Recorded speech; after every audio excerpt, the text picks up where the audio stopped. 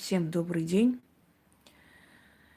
Вы знаете, я давно хотела все-таки провести прямой эфир касаемо рунной магии.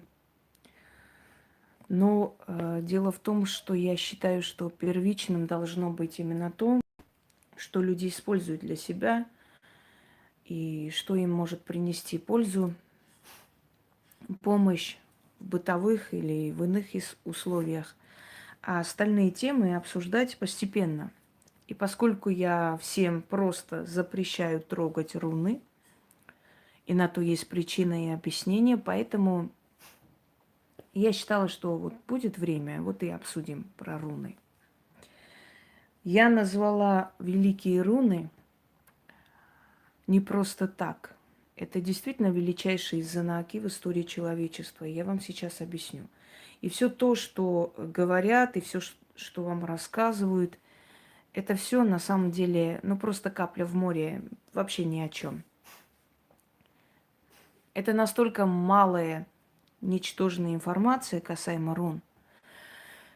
И то, что я вам сейчас скажу, это изученные мной много лет рунной магии. И то я не могу сказать, что я рунолог, потому что это будет неправильно. Руны вообще требуют полнейшего поклонения, как ревнивый мужчина.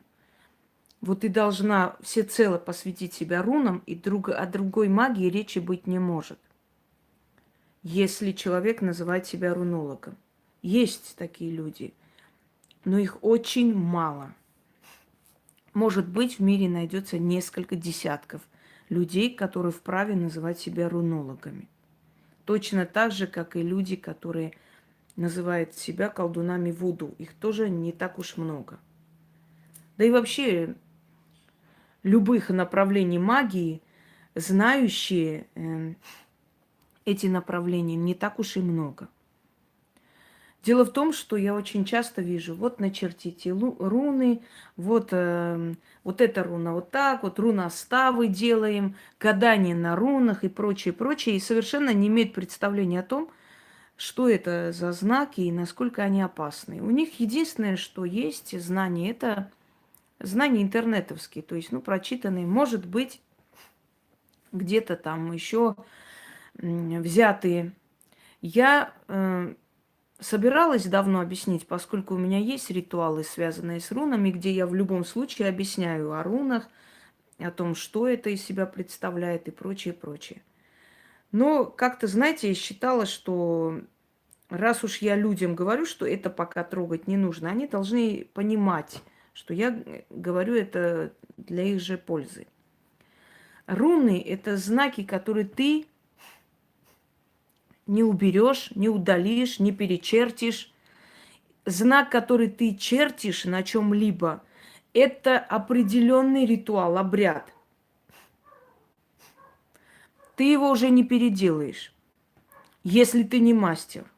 И поэтому, если вы неправильно произнесете заговор, он у вас просто не получится, но не более того. Если правильно произнесете, вы можете еще раз начитать этот заговор. Если вы совершали ритуал, вам позвонили, вы отвлеклись и до конца не смогли сделать, то есть вы можете еще раз сделать, переделать. А руны ты никуда не денешь. Порвешь ты эту бумагу, или сотрешь эту руну, или сожжешь эту руну, отдашь огню и так далее. Оно не нейтрализуется, понимаете? И поэтому руны, которые вам рекомендуют начертить, мол, они принесут удачу, счастье и так далее. Если бы так все было легко и просто. Если эту руну ты неправильно начертишь, потом руны имеют особенность брать у вас эмоции в этот момент, когда вы им пользуетесь. Если в этот момент у человека внутри эмоциональный срыв, подавленность, страх, вы это все передадите руне. И не важно, что вы начертите руну Фэу или Фэху. Но вообще правильно изначально она Фэу, так и называется. Вот вы передадите руне Фэу сколько хотите. То есть просите богатство, вы чертите, вам говорят, вот фейл, чертите, будет счастье, здоровье, богатство. Но в этот момент у вас внутренний страх, я очень боюсь, я боюсь без денег остаться. Вы передаете этот страх руне. И вместо хорошего вы можете себе собрать совершенно другое. Я сейчас вам расскажу о рунах то, что я, изучая разные направления. Значит так, девушка, вы в черном списке. Не отвлекайте меня. Кто будет меня отвлекать, будет в черном списке. Все. Я устала предупреждать и объяснять.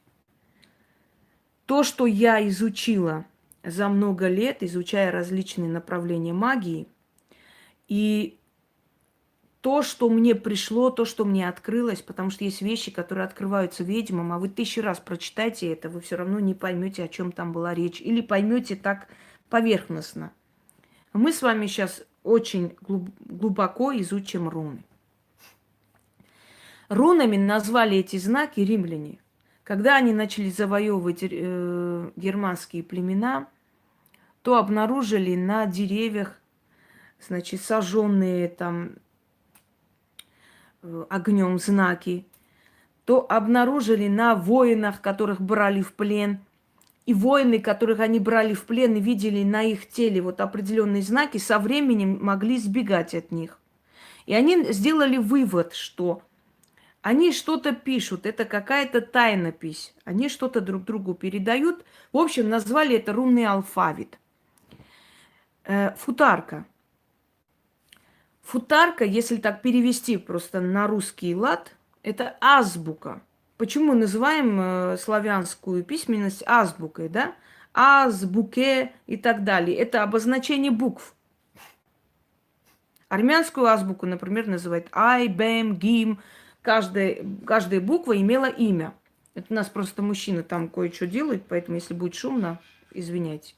Так вот, футарк называется вообще общий, вот весь руностав называли футарк. Это позже разделили на великий футарк или старший футарк. Футарк. Первые буквы рунного става. Ф, У, Т, А, Р. Футарк. Так вообще называли все руны. То есть полностью рунный алфавит. Футарк. Так же, как весь славянский алфавит, мы называем азбука. Первыми буквами, то есть обозначая первыми буквами общую всю эту азбуку, да, всю грамоту. Далее. Скандинавские руны существуют. Ой, мужчины у нас целыми сутками работают. Руны скандинавские, германские. Их в основном называют старший футарк. То есть старшая азбука рун. Потому что от них потом пошли и другие руны. Теперь, большое заблуждение считать, что руны только немецкие, то есть германские и скандинавские. Руны есть славянские, руны есть армянские, древнеармянские. Есть древнекельтские руны, есть гунские руны. Очень много. И смотрите, римляне считали, что это просто азбука, то есть это буквы, которыми пишут слова. И многие по заблуждению так и обозначают. Древняя германская азбука, руны. Дорогие друзья, если бы этими рунами можно было написать что-либо, вышел бы абсурд. Мы бы не поняли, о чем речь вообще. И германцы бы тоже не поняли. Потому что здесь такие звуки, которыми ну просто ни одно слово не напишешь. Ну вот так вот не напишешь, чтобы было понятно. Если только самые примитивные слова, то другой вопрос. Это тайнопись, который был дан только жрецам. Первые тайнописи обнаруживали на таких местах, скажем, древних сражений. Потом на местах поклонений, на алтарях богов. Тайнопись наносили на тело воинов, которые должны были воевать. Вот в фильме «Астерикс и Обеликс», там, где показывают, что они что-то там варят, какое-то зелье для силы, да, но это комедия, детский фильм. Но где-то правда, потому что они не зелье варили, они над ними проводили определенный ритуал. Ведь галлы так и не покорились римлянам. Галлия была завоевана официально, называли, завоевали Галлию. Ну вот пришли, значит, племена ушли в леса, зарылись там, закрылись галлы. Отсюда, собственно говоря, у галлов взято и померанский шпиц. Померания, которая часть Германии позже была, Померания. Оттуда вот римляне забрали породу маленьких собак, шпицы. Оттуда забрали породу ротвейлеров. Говорили, что у них не собаки, а какие-то демонические существа, которые на нас кидаются. Дрессированные ротвейлеры. Ротвейлеры были огромного роста. Это потом измельчали эти собаки, так же, как и бультерьеры. То есть Галлия как таковое вот официально была завоевана, присоединена к Римской империи. И Дакия в том числе. Дакия, это знаете, которая сейчас страна? Угадайте, Румыния. Дакию, когда присоединили, назвали Маленький Рим. Римочка. Рум. На Востоке Римскую империю называли Рум, а потом так называли Византию. Персиане, тюрки, они все называли Римскую империю Румом. Великий Рум. Да, это маленький Рум, маленький Рим. Крым, вы думаете, название откуда? Курум. Римляне или Римская империя, или часть Рима. Криму, Курум. Вот Крым. Это на татарском наречии название маленького Рима, Курум. Так вот, Дакия, знаете, такое выражение есть, дакский смех называется, или дакская улыбка. Даки, умирая, смеялись и улыбались. И когда их хоронили, их тоже, они тоже смеялись и улыбались. Считалось, что человек освободился от земных всех трудностей, тягостей, что надо радоваться, что человек ушел, а не плакать. Вот отсюда есть дакский смех, когда человеку говорят, у тебя дакский смех. То есть ты не то что радуешься, просто делаешь вид, что тебе весело или ты улыбаешься, понимаете? Смех даков, так называли. Так вот, вот завоевали Дакию, царь Дакии Децебал, в честь которого он был такой великий воин, такой великий стратег и великий враг римлян, что в честь него назвали один из месяцев, декабрь. На грузинский лад вообще звучит правильно, как изначально было. Декембери. Децебал. Король даков. Убитый римлянами. Который точно так же умирал со смехом. Да, притворный смех, дакский смех. То есть он веселился, смеялся, улыбался, и вот он погиб на поле брани. И Дакию переименовали в Маленький Рим, Румыния. Румочка. Вот вам Румыния, история Румынии. Далее. Римляне завоевали и присоединили к себе Галлию, Англосаксонию. Римляне завоевали, присоединили к себе германские племена. Римляне завоевали. Это история. Дорогие друзья, кто пишет историю? Тот, кто грамотен. Это для некоторых неграмотных особ, которые гордятся этим. Боюсь, что зря гордитесь. Так вот, мировую историю написали те, у которых были буквы, грамота. Они как захотели, так и написали. Мы сидим и читаем. Варвары, такие-сяки, северные варвары, западные варвары, восточные варвары. Все были варвары ужасающие. Их женщин брали в плен, они все девушки были девственны. Для Римской империи это была дикость, варварство. Когда у них оргии, это нормально. Когда совокупление за столом с любовниками перед глазами Цезаря, это нормально. Для Римской империи девственные рабыни было варварство. Так вот, римляне умели читать, писать, и римляне смогли написать так, как им удобно. И римляне написали историю так, как хотели. Дакия завоевана. Хочу вам сказать, что Цезарь Октавиан Август не один раз разбивался перед городом Артаксата. Так греки называли Арташат. Сегодня есть этот город в Армении. Это маленький уже город. Когда-то столица Армении Артаксата, Арташат. Но здесь написано греками, греческими историками, историками персами о том, как великий Цезарь потерпел поражение возле города Артаксата. А у римлян в донесении Сенату написано: «Я взял Артаксату и подчинил себе и присоединил к Римской империи». Понимаете, надо смотреть историю с двух сторон.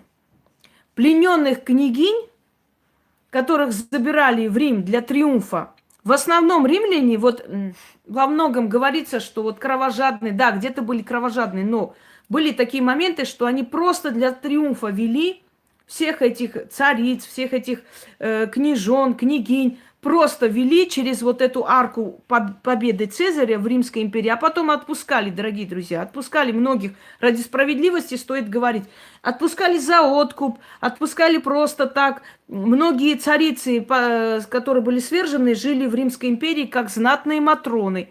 Матрона означает, ну, дама, барыня. Вот отсюда, кстати, русская матрона. Барыня, дама. Так вот, хочу вам сказать, что свою грязь, свои оргии, свои совокупления, да, всенародные, совокупления с евнухами, с лошадьми, абсолютная извращенность, когда народ голодал, а Цезарь приказывал хлеб, значит, покрасить золотой краской и так далее, это считалось нормальной нормой, цивилизованностью. А то, что они уничтожали целые народы, это нормально, это не варварство. А то, что варвары им мстили и сажали на кол головы их военачальников, когда ловили, это считалось варварством. Это всегда так. Это и сейчас так. Это и сейчас так. Понимаете, европейское мышление. Пить, курить на улице, материться – это нормально. А вот эти кавказцы требуют, чтобы жена была девственницей. Варвары. Понимаете? Вот давайте вот ради справедливости.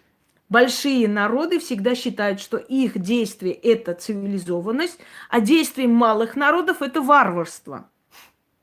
То есть требовать от своей жены честности перед свадьбой – это и есть варварство. Ну как можно так?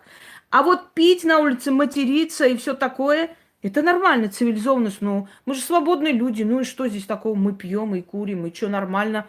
Но мы же люди 21 века, а там варварство, понимаете?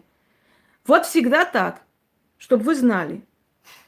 Те, кто завоевывает, те, кто выше, те, кто сильнее, он считает действие другого, как бы ни было это правильно, считает варварством. А свое варварство, оно считает цивилизованностью. Удел цивилизованных людей. Мы свободные люди, мы можем и пить, и курить, и делать, что хотим. Что здесь такого? Мы же не дикари, чтобы бояться. Так вот.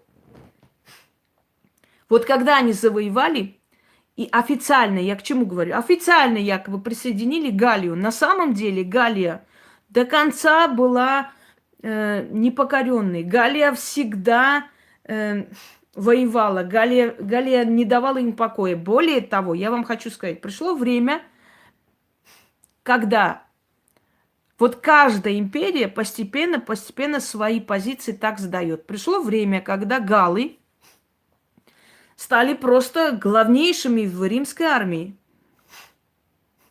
Галлы стали служить в римской армии. И галлы стали лучшими воинами в римской армии. А теперь сравните. Давайте сравним нашу империю, Россия. Народы, с которыми воевала Россия, народы, которые покоряла Россия, народы, которые с ней воевали. Это Орда, да, которая вошла потом в состав России. Смотрите, Астраханское ханство, Северное ханство, Сибирское ханство, Казанское ханство, Башкирское ханство, Калмыкское ханство, Крымское ханство, может быть, еще и забыла. И это все были ханства после завоевания татаро-монгол. Это все были ханства. Если честно, у меня большое сомнение, что татаро-монгол все-таки татарские завоевания. И я объясню почему. Потому что в этих ханствах живут не монголы, а татары. Это все татарские ханства. Это значит, татар было-то больше, значит. Значит, монголы это просто символически присоединившиеся к ним племена, как бы это ни звучало. Потому что многие даже не знают, что Чингисхан вообще ни разу не бывал в России. Чингисхан умер, завоевали-то Россию его внуки, понимаете, и правнуки. Вот многие думают, что Чингисхан аж до Москвы дошел. Вот до того мы дошли, что люди историю-то не знают свою. Единственная страна, единственное ханство, которое было монгольским и осталось, это Калмыкия. И калмыки до сих пор буддисты, они монголоидная раса, они говорят на монгольском, это монголы. Что случается потом? Смотрите. Российская империя с помощью царей, великих князей, потом уже дальше императоров и так далее, постепенно соединяет все ханства к себе. Астраханское ханство соединяется, Северное ханство соединяется. Последнее было Сибирское ханство, где ханшу поставили во главе и подчинили. Казанское ханство, которое согласилось платить дань Российской империи благодаря Елене Глинской, матери Ивана Грозного. Она уговорила между двумя женщинами, Фатима Ханшей и Еленой Глинской, состоялась беседа, когда маленький Иван поприветствовал ханшу на татарском языке, еще и песню спел. Потом была ханша Айбике, которую завоевал Иван Грозный. У него несколько имен, один из исторических Айбике, ханша, в которую он влюбился. Они же заключили какой договор, что Уюнбике, извиняюсь, вырастет и выйдет замуж за Грозного, а она отказала ему. И Грозный в отместку завоевал Крым, Казань, и та покончила с собой.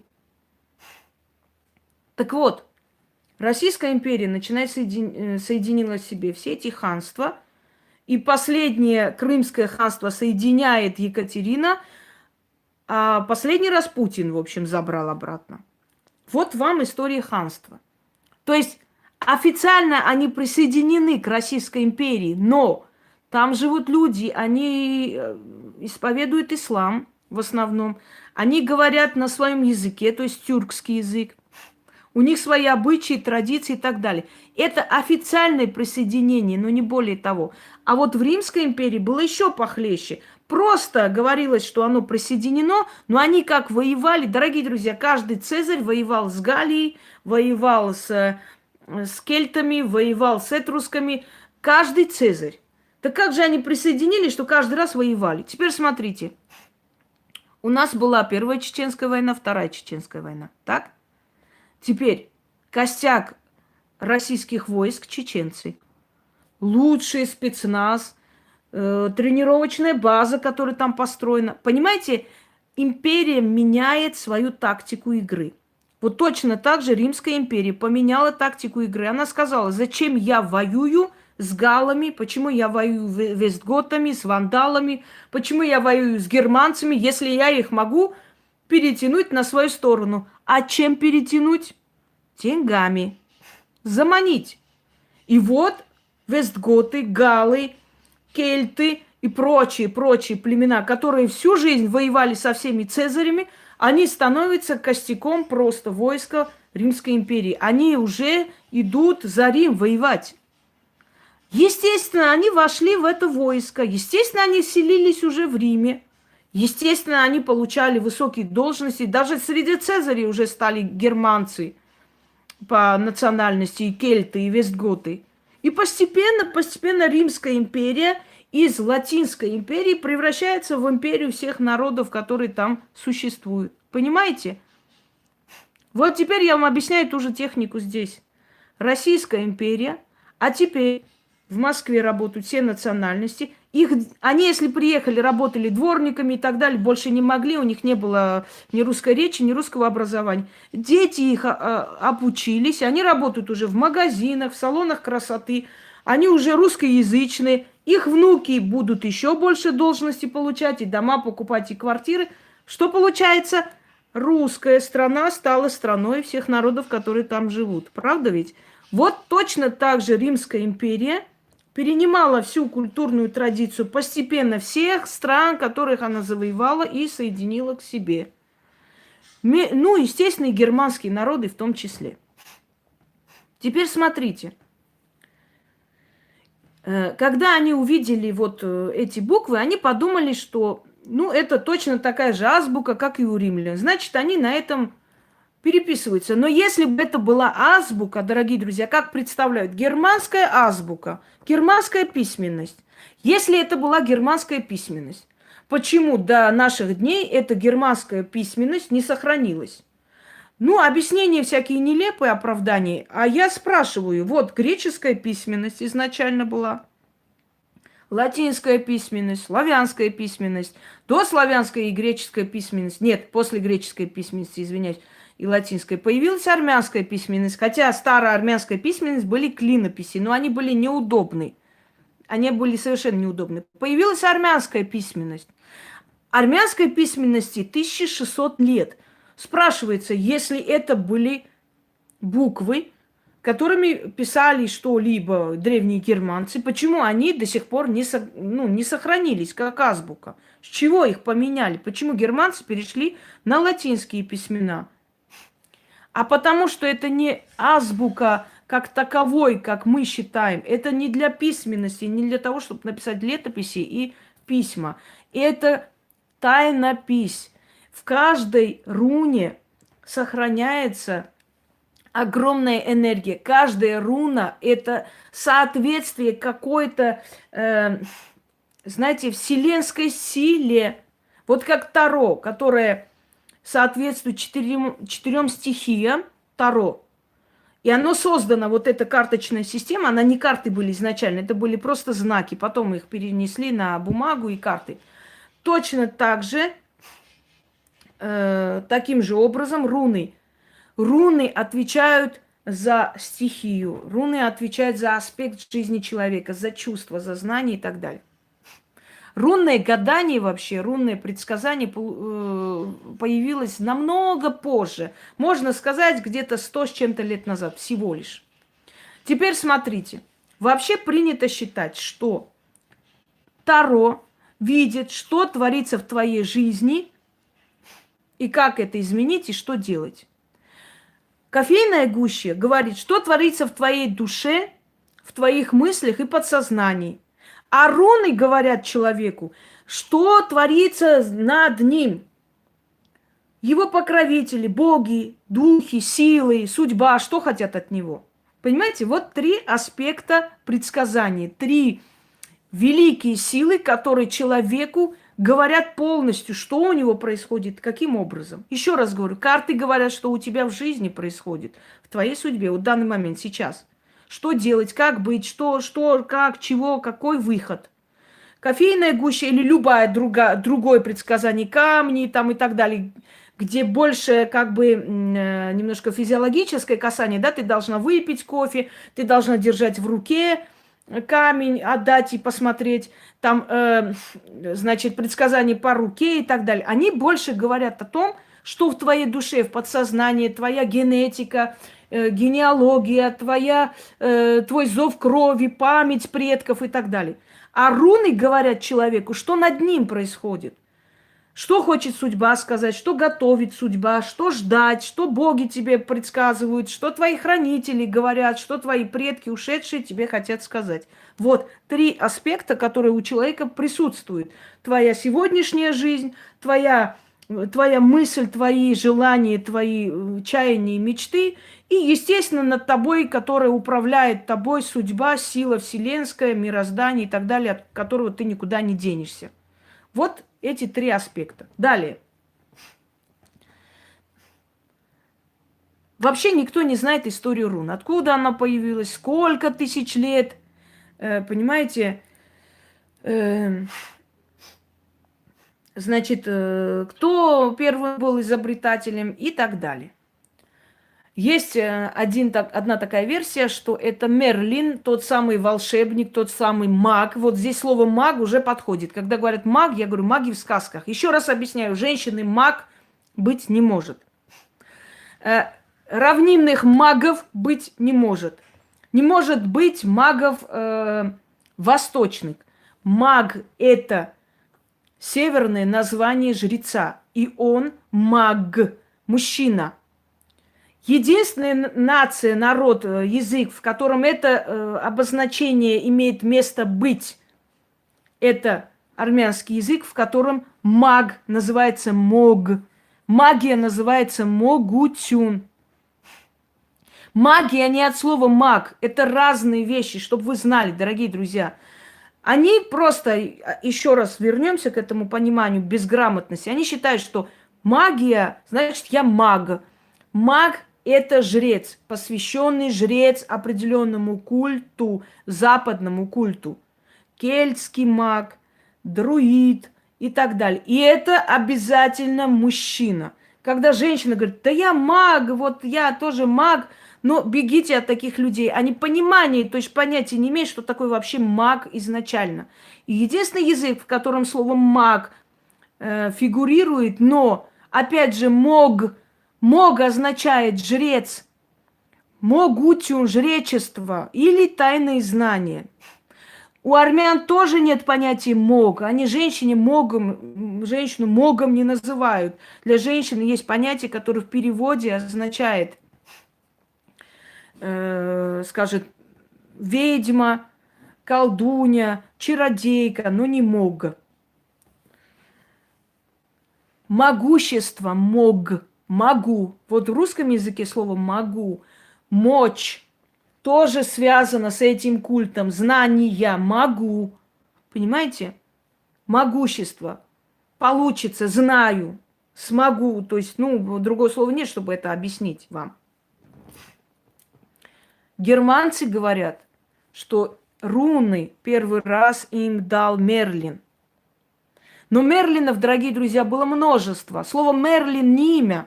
Мерлин означает посвященный, и всех верховных магов называли Мерлинами. Вот так вот подумайте теперь, как верховные маги были только скандинавской крови, они должны были жить с ними, точно так же, как шаманы. Шаманизм можно узнать, шаманскую магию можно узнать, шаманское жречество можно изучить. Если тебе дано, ты можешь шаманские ритуалы делать. Но шаманом, чтобы стать, ты должен больше 15 лет жить в этом племени или быть родственником шамана, которого он 10-15 лет обучил и оставил после себя. Есть вещи, которые, невозможно, невероятно, и все тут. Как хочешь, хоть до потолка прыгни. Так вот, Мерлин означает верховный жрец. Который из этих Мерлинов это передал, тоже большой вопрос. Считается, что верховный жрец Мерлин, один из Мерлинов, передал эти знаки, которые ему передал бог Один. Бог Один попросил эти знаки у мироздания. Что-то какой-то... это там пахнет металлом. Мироздание, которое выше богов, то есть мировой порядок. Он попросил у мирового порядка определенные знаки, которые сразу же появятся насыщенные, обновленные и активизированные силой. Мироздание за это попросило у него глаз. Только взамен на глаз мироздание согласилось отдать ему эти знаки. И Бог решился. Он отдал свой глаз и получил великую мудрость. И стал верховным богом. Богом, извиняюсь. И так звучит, без разницы. Теперь послушайте меня. Я к чему говорю, что ведьмы очень многое отдают. В этом случае, по иронии судьбы, у меня именно глаз забрали. Представляете, что? Вот по иронии судьбы именно так и получилось. Отдавая что-то, вы получаете еще больше. Я вам приведу пример людей с ограниченными возможностями. Инвалиды. Без руки, без ноги и так далее. Вы на них посмотрите. У них больше воли, чем у всех просто здоровых быков, которые лежат на диване и воют сутками. Вы на их волю, силу посмотрите. Вы посмотрите паралимпийских чемпионов. Это знаете, как надо тренироваться? Это что надо... Когда нет конечности, это очень непросто. Нету лишней части на нашем теле, не существует. Это все нам нужно. Вы посмотрите, какую силу воли, какое стремление к жизни дается взамен на то, что забирается. Это тоже показатель. Да у этих людей можно учиться. Смотришь, человек без двух ног, управляет машиной, работает, фирму создал. Да стыдно, смотришь, думаешь, да инвалид это я, а не он. Ваше тело не может ограничить вашу душу, ваш дух. Это нереально. Вы больше, чем кусок мяса, понимаете? Единственное, что невозможно исправить, вот люди, которые обращаются ко мне с больными детьми, у которых с мозгом проблема, мозг нездоровый, обижаются. Дорогие мои, 1,020,000 раз вам объясняю. Для того, чтобы душа могла себя проявить, нужен здоровый мозг. Если мозг нездоровый, душа не может проявить себя. Это все равно, как заряжать неработающим шнуром телефон. Если шнур не работает, если там проблема, телефон не заряжается. Для того, чтобы душа могла проявить в этом мире всю свою мощь, возможность и силу, должен быть здоровый мозг. Если здорового мозга нет, это нереально. Если человек внутри, у него мозговая деятельность ограничена, душа не может столько проявить. Кроме всего прочего, дети, у которых нездоровый мозг, которые рождаются такими. Понимаете, можно восстановить, если человек был нормальный, в один момент что-то случилось. Я знаю случай, когда человек отравился, и он начал делать ненормальные вещи. В общем, его отвезли в больницу, вылечили, он вернулся к жизни. От укуса какого-то клеща, энцефалитного, по-моему, клеща, у человека гной собрался в мозге. Он с ума сходил. Но его вернули к жизни, он обратно такой же человек, потому что его душа, она очень развита и с мозгом взаимодействует. Он вылечился, стал тем же самым. Но если изначально мозг задетый, это значит, что у человека уже душа не той планки. И объясняешь людям, они обижаются. Все можно вылечить, спасти, помочь, поставить на ноги. Но если мозга нет, понимаете, если мозга нет, тут ничего не сделаешь, обижаться не надо, надо принимать факт. Вот то же самое имеется в виду, что если здоровая душа, если дух, ни одно тело вас не ограничит, что бы там ни было. Я хочу вам сказать, что Барбара Стрейзенд, у которой большой нос, длинный, это для длинных носов, она добилась такого успеха, что бабы заполонили эти клинические, пластические клиники и требовали просто сделать им такой же большой нос, как у любимой нашей Барбары. Вы понимаете, даже это реально, если вы становитесь эталоном для людей, они могут даже ваши увечья захотеть себе, вот чтобы вот у меня тоже так было. Настолько поклонение велико к человеку. Так что вообще не имеет никакого значения ни одно увечье, она вас не остановит. Увеченные душой, они всю жизнь будут увеченные душой, искалеченные. Это уже проклятые люди. Я считаю, что люди, которые живут в грязи, люди, которые вот распространяют вот это зловоние, они изначально проклятые. Они просто проклятые личности. Все. И вот за их проклятие, за то, что они прокляты, они вынуждены жить в этой клоаке. Я так считаю. Пойдемте дальше. Итак, дорогие друзья.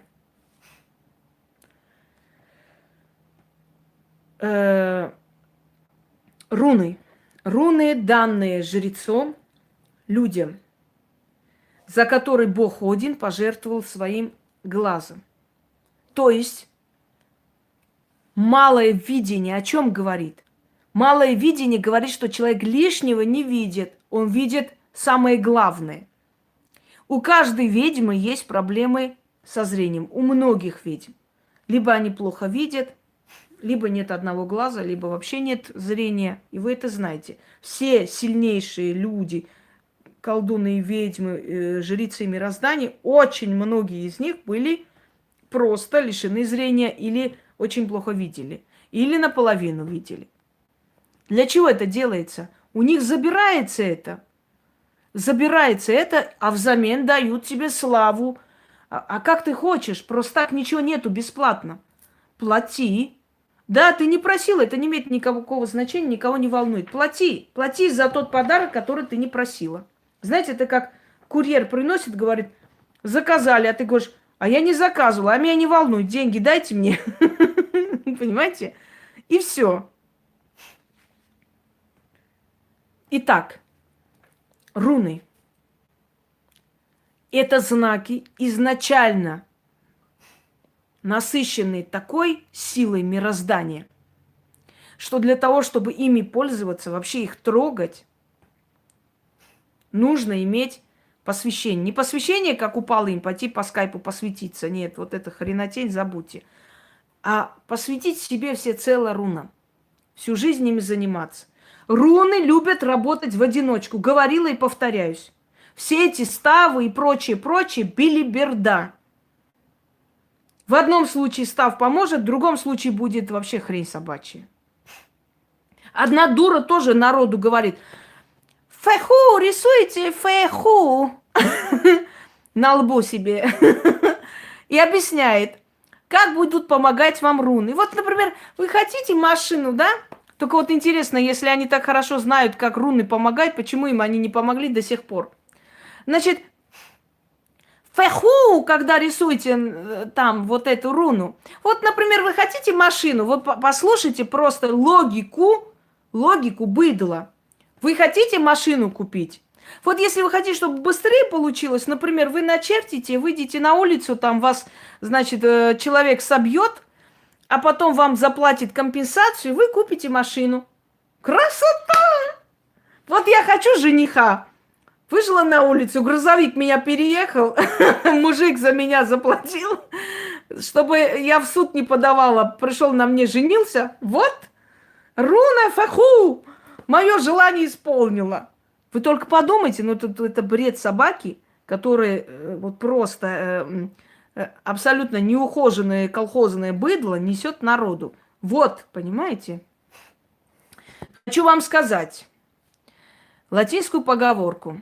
Хорошо устроенный ум лучше, чем хорошо наполненный. Это говорили римляне. Это первое. Так что просто я знаю, чего-то никому не скажу, это хрень собачья. Если ты знаешь что-то, это что-то тебе приносит и прибыль, и славу, и благодарность, и признание. Это раз. Второй момент. У меня дед говорил, повар сначала себя покормит, потом других. Иначе он никакой не повар, непонятно кто. Так вот, люди, которые говорят о том, что я научу вас быть богатыми, жить в достатке и так далее, они сами должны жить в достатке. Люди, которые в сраном халате, в столетних рубашках, сидят в каком-то коммунальной каморке, машут руками и говорят о том, слушай, вы надоели уже, мы здесь не в городки играем, кто есть из Екатеринбурга, кто есть Кукуевска. Прекращайте эту херь. Люди, которые говорят о том, что они научат вас быть богатыми, для начала они сами должны быть богатые. Знаете, такое, кто умеет, тот получает, кто не умеет, тот учит других. То есть курсы, как стать, знаете, это все равно, как курсы, как похудеть будет вести толстуха 200-килограммовая. Вот она вас сейчас научит, как надо худеть. Сейчас, секунду, я на зарядку поставлюсь, и потом продолжим с вами.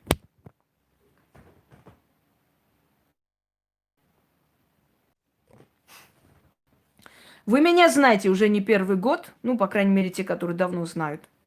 И вы знаете, что я вместе с вами поднималась сама. На своем примере вам показывая, что это реально, это работает. Сейчас я вам объясняю про руны не для того, чтобы вы побежали, какие видения приходили. Повторяю, если заговор с руны начертили неправильно, вы не переделаете. Он уже свое воздействие. Так, дорогие друзья, я, наверное, сейчас включу, выключу, перезагружу и продолжим. Что там с интернетом? Бывает иногда такое из-за погоды, из-за ветра. Секунду. Включилось, да? Нормально все? Все. Ну, бывает иногда так вот тупит из-за погоды. Продолжим с вами. Я вам сейчас объясню и традиционно, и добавлю от себя каждая руна, за что отвечает. Это нововведение. Руна Одина называется. Ну, вообще по-другому. Он должен вот так вообще по-хорошему быть начерчен, как квадрат. Это руна Одина. Руна Одина говорит об обновлении жизни. Сейчас, секунду. Вот. Теперь слышно меня, я надеюсь? Опа, написал народ. Давайте напишите и дальше пойдем.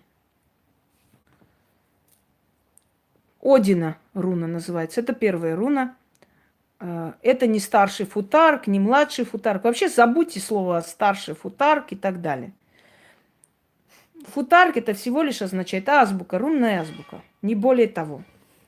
Просто потом было принято называть вот германские, скандинавские руны старший футарк.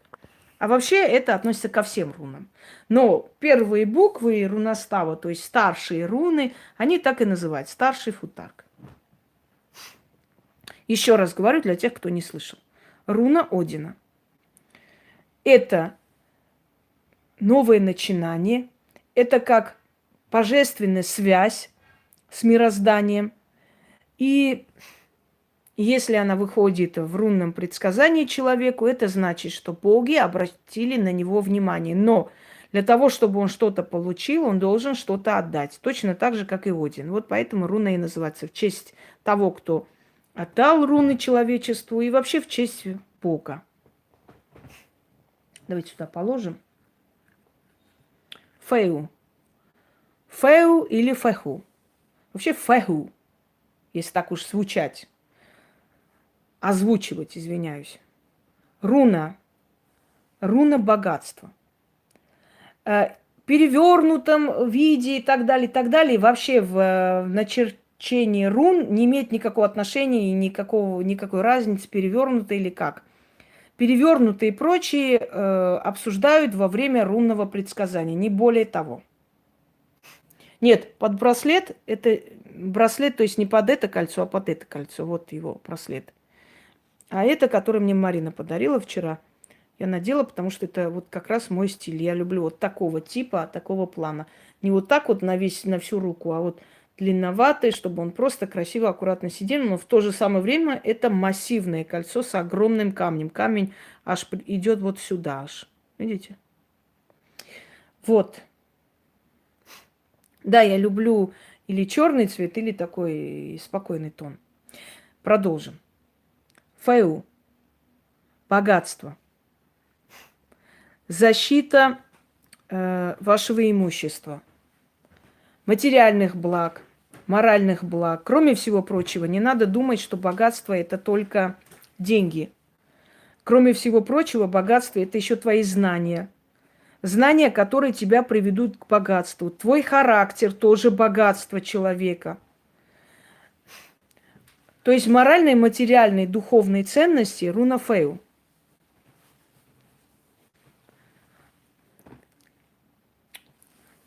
Далее. То есть Фэу.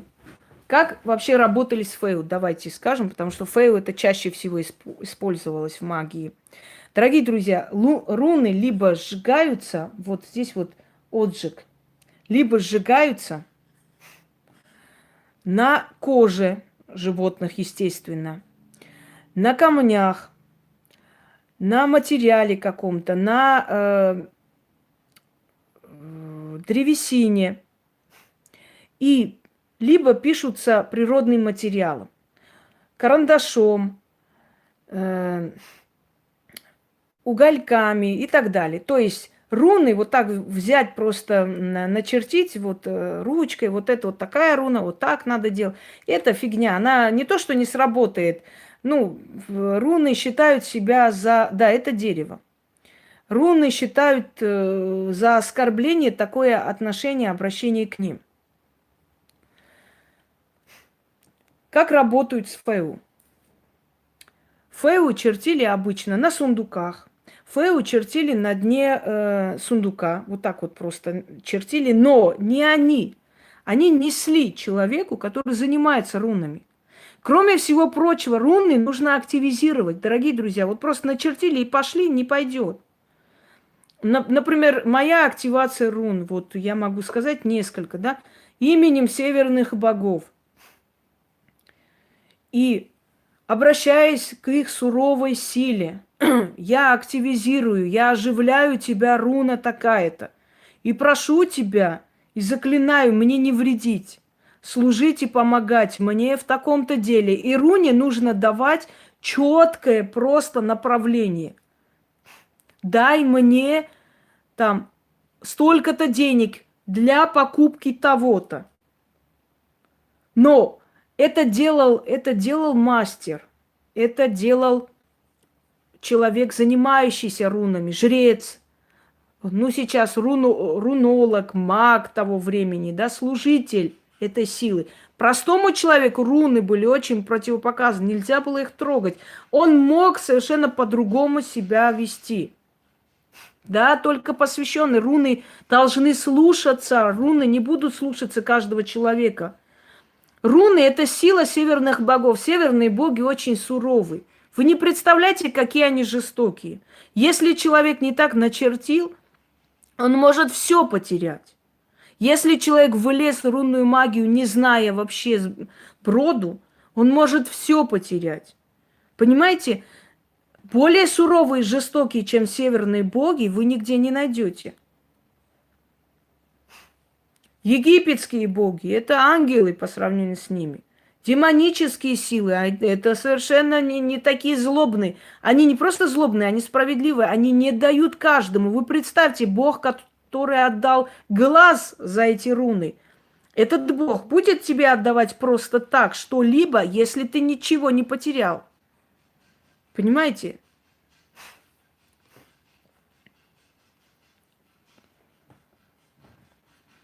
Пойдемте далее. Урус. Сила. Русских почему называют урусы? Никто не задумывался, нет? Русичи, урусы. Турки их называли урусы. Сейчас, может, называть. Персы их называли урусы. Урусия. Русь. Сильные. Народы сильные, народы могущественные, народы завоеватели. Их называли урусы. Вот вам руна урус. Сила. Руна силы. Силы внутренней. Силы внешней. Когда хотели, чтобы богатство приобретало силу и мощь, то изображали или могли нацарапать на коже, ну, как талисман рунный. Еще раз говорю, все эти ставы забудьте, ставами не работают. Руны нехорошо работают со ставами. Они не любят работать с кем-либо. Это отдельные вообще космические силы. Они терпеть не могут работать вместе. Они друг друга подавляют, и став может вообще обратный эффект дать. Так вот, смотрите, победа. Ой, сила, извиняюсь, мы еще до победы не дошли. Сила. Но сила чего? Вот вы возьмете, начертите силу в этот момент. А что у вас может получиться? В этот момент у вас может быть подавленность, усталость, злость на весь мир. И вот эта подавленность, усталость и злость на весь мир еще сильнее придет в твою жизнь. Оно усилится. Вот поэтому рунами занимаются только профессионалы, потому что они умеют сдерживать свои эмоции. Потом они для тебя делают, поэтому они в этот момент абсолютно не думают о том, как у тебя будет что. Они выполняют заказ. А вы своими ручками вот так вот начерчивая, не туда начертили, и вот у вас руна победы, руна силы, опять говорю, победа вечно. Они просто вместе чертят. Руна силы превратится в руну бессилия. Вот фэу, руна богатства и силы. Богатство обретает силу. Понимаете? Да, Один. Первый, первоначальный. Богатство обретает силу. Да у многих русских племен скандинавские корни, поэтому не удивляйтесь, что очень много перенято. И не удивляйтесь, почему русские руны существуют, славянские руны. Что это означает? Богатство усиливается. Вот так чертили руны. Давайте дальше.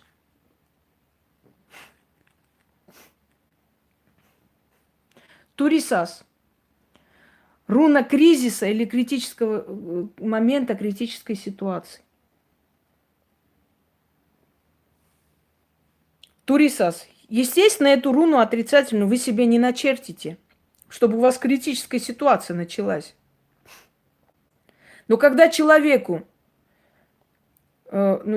доставали, когда человека преследовали, когда человеку перекрывали кислород, то он приходил к колдуну, приходил к человеку знающему, человеку силы и просил: помоги мне. Тот на камне чертил руну Турисас. Руна критической ситуации или критического момента, или руна кризиса. И говорил: именем северных богов я тебя оживляю и направляю на своих врагов. Иди, создай у них критическую ситуацию, например. Иди, создай у них кризис. Иди, создай у них переполох, ужас, чтобы их жизнь разрушилась.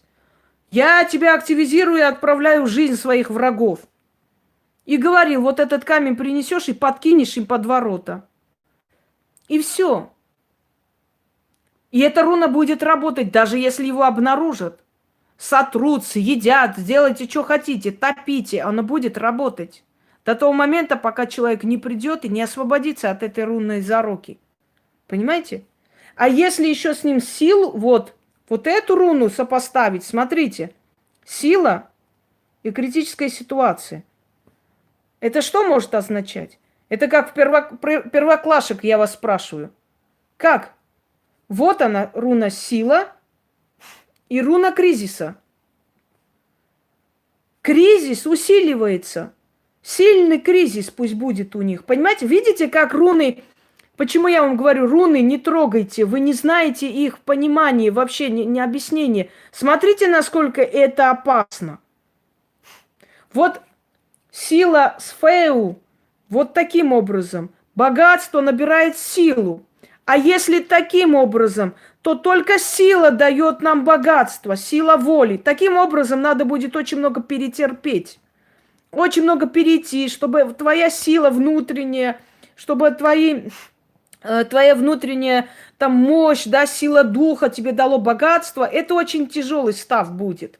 А если вот так сделать, чтобы богатство усилилось, значит, без особых таких великих усилий подняться, разбогатеть, и чтобы оно усилилось, мое богатство. То есть мои знания усилились, мой талант, мой ум мне дали через мою силу воли или силу Вселенной богатство, усилитель богатства. Видите, как вот одна черточка, одна неправильно понятая руна может поменять жизнь человека. Дальше. Турисас. Вот я вам показываю. Пойдемте далее. Ансус. Ожидание. Смотрите, как интересно получается.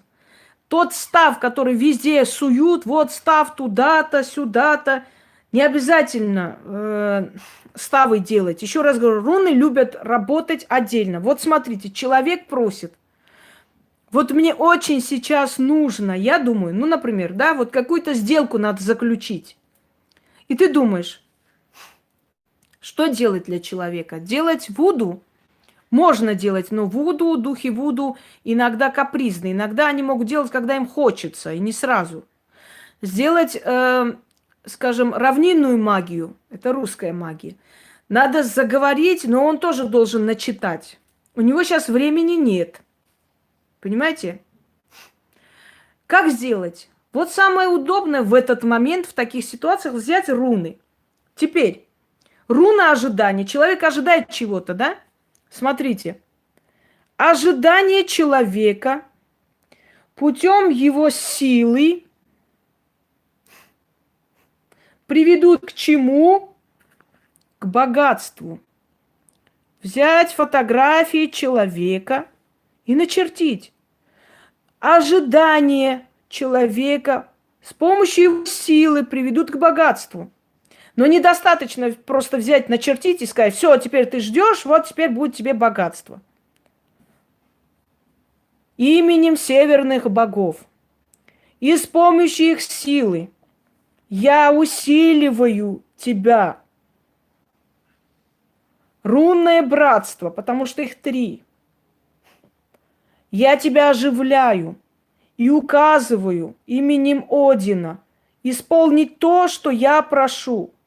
Пусть ожидание этого человека с помощью его силы воли и работы увенчается успехом и принесут ему богатство. Ансус, приблизь то, что он ожидает. Урус, усиль его еще больше. Феу, увенчай успехом его ожидания и ту силу, которую он потратил. Ты говоришь рунам, тебе надо им дать четкое задание, дорогие друзья. Просто начертите, чтобы все получилось. Это нереально. Надо их имена называть. Надо называть их имена. Видите, как обращается? Я оживляю вас, рунное братство, именем северных богов, и с помощью их силы, и заклинаю и прошу, пусть ожидание такой-то там удачи через силу воли и силу работы увенчается успехом богатства. Вот смотрите, и потом произносишь их имена. Сейчас даже произношу, я с опаской говорю, я говорю нейтральные вещи, чтобы они вдруг не получились не как я хочу. Ансус, ожидания мои благие, с помощью Урус, увенчай успехом Феу. Поняли? Вы теперь поняли, как это важно? Вот я надеюсь, что наконец-то вы действительно поняли, что это не просто не игра, и что если я вам говорю это,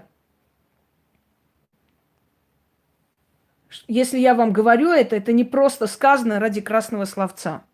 Вот таким образом составляются это.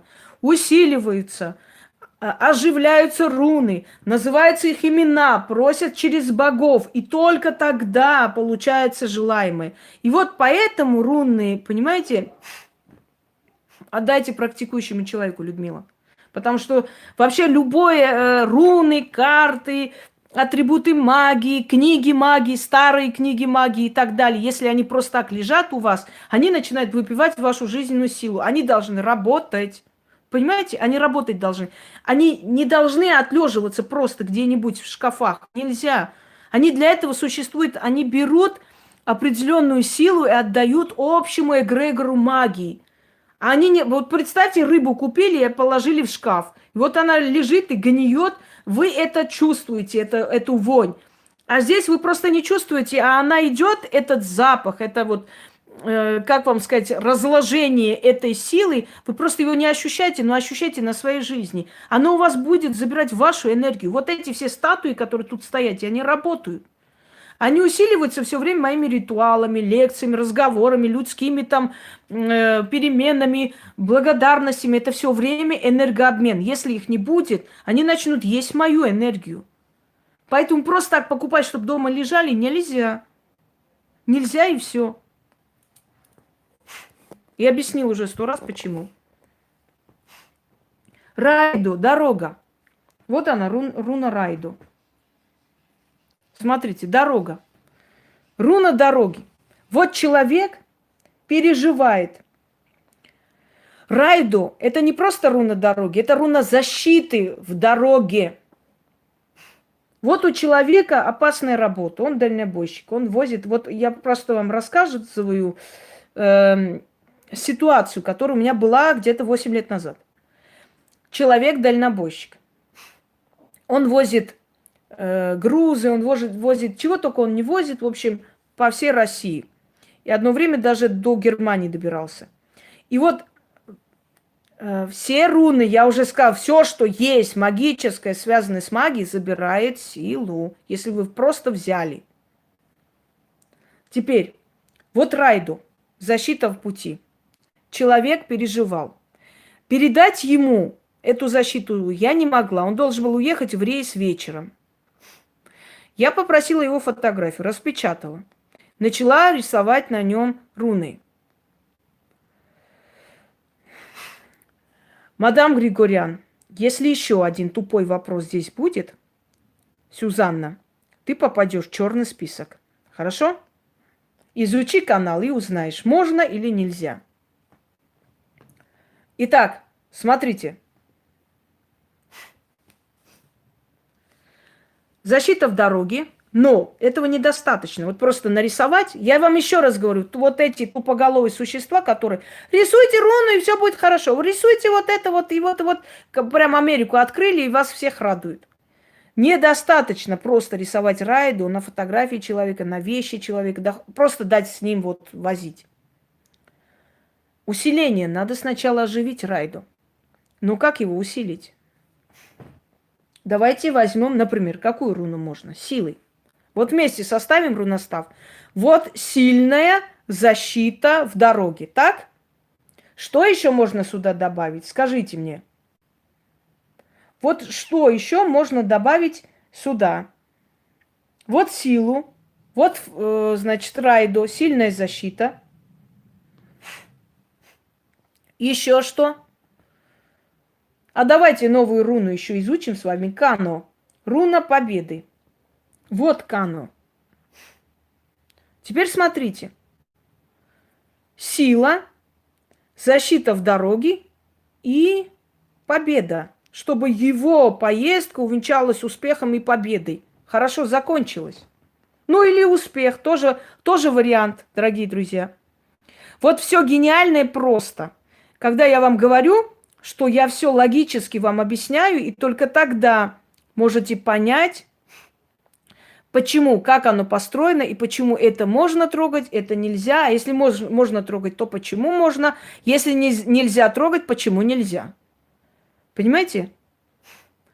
Вы сейчас поняли построение рунной магии полностью, практически? Как она работает? Но его нужно усиливать. Ну, я вам говорю, стандартное оживление рун. Конечно же, не постоянно одно и то же говорится. Есть разные. Вот смотрите. Именем северных богов и с помощью их сил я оживляю это рунное братство. Понимаете? Полячки у тебя в башке, придурок. Я оживляю это рунное братство. И приказываю им, и указываю, и прошу, и направляю, чтобы они в дороге защитили этого-то человека, чтобы защита была сильной и увенчалась в итоге победой этого человека. Смотрите. Дальше. Урус. Усиль во 100 крат защиту его в дороге. Райдо, оберегай его в пути.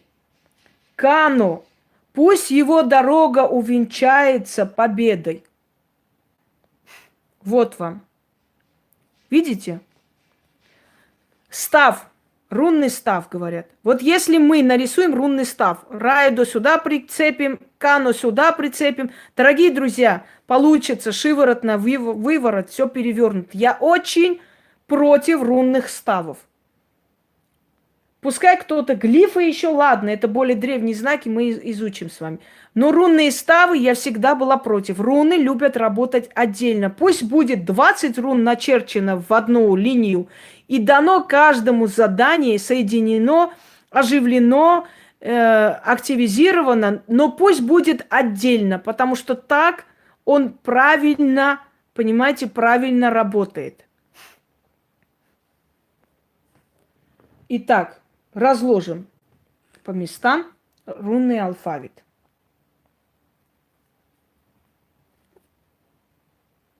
Кану, победа. Почему она вот простая руна, да, попроще, особо там ничего не нужно? Смотрите, каждая руна имеет объяснение. Перейдем теперь на объяснение, почему так нарисовано. Победа от верхних богов жду и от нижних богов жду. И чтобы целенаправленно шло все к моей победе. Видите, это как указатель. Верхние боги, даруйте победу. Нижние боги, даруйте победу. И целенаправленно пусть идет эта победа ко мне. Вот, Кану. Руна победы. Кроме всего прочего, это руна викингов. Когда они шли в бой, им некогда было чертить и так далее. Они просто царапали чем-то, даже кровью на себя царапали Кану и шли в бой. И вы знаете, они неуязвимы и уходили оттуда. Руны обладают огромной силой. И если вы не знаете, как им пользоваться, если вы не знаете, как исправить ошибку, если вы не так начертили, и вы быстренько стерли и правильно начертили, это вообще ни о чем. Вы начертили совершенно другое. И вместо Кану вы чертите свою смерть. Понимаете почему? Если, еще раз повторяю, заговор сказали неправильно, он у вас просто не сработает, или вы переделаете. Если руну неправильно чертили, неправильно оживили, не то сказали, суровые боги ударят очень сильно, ударят по ребенку, ударят по дому. Зачем вы лезете туда? Ну, вам что, мало дано? Вам мало дано со всех направлений магии, со всей этнологии, со всего мирового. Просто объясняя руны, опасные знаки. И не только скандинавские руны. Руны вообще любые. Руны армянские есть, руны есть восточные, есть арабские знаки джиннов, которые тоже нельзя лезть и трогать. То есть, понимаете, темную сторону магии вам не надо трогать. И вам говорится это. Делайте то, что вам можно делать, что знающий человек вам говорит.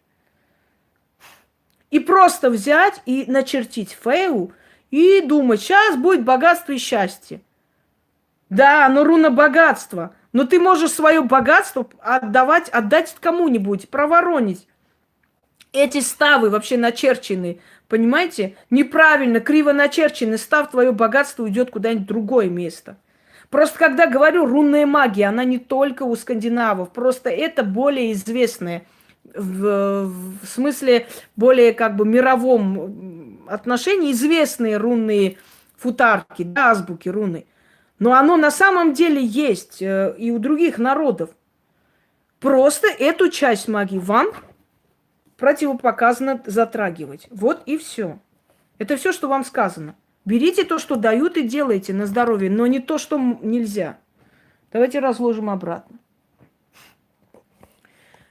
Далее я вам покажу руны, объясню их значение. Просто их много, и я просто не считаю, что нужно все по очереди показывать. Я считаю, что я должна была вам общие просто показать, как составляются, как оживляются, как дают рунам направление, как дают рунам задание, и насколько это важно, что такое футарк. И почему одно можно трогать, нельзя трогать, понимаете? Почему римляне посчитали, что это алфавит, а это тайнопись? Вы знаете, не у каждого народа, не каждый народ может...